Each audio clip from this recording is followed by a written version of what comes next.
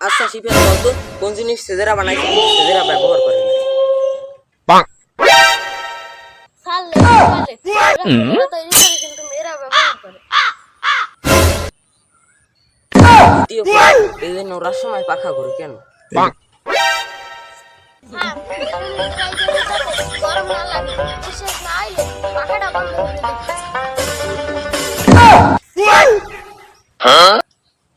আচ্ছা আচ্ছা তুই কি জানিস লেখাপড়া সারা ডিগ্রি অর্জন করা যায় না? হ্যাঁ, আমি লেখাপড়া একমত না, থার্মোমিটারে তো লেখাপড়া করে নাই, তাও তো ডিগ্রি আছে। বলতো পদার্থ কাকে বলে? জানি না। তো কোথাকার যার ওজন আয়তন আছে হ্যারেই পদার্থ বলে। তাহলে আমারে অপদার্থ বললেন কেন? আমারও তো ওজন আয়তন দুটোই আছে।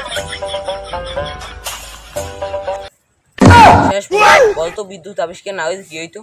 কি আর হইতো, হেরিকেন চালাই মোবাইল দেখতাম। এখন মেজাজটা গরম হয় না হাজার পাগল।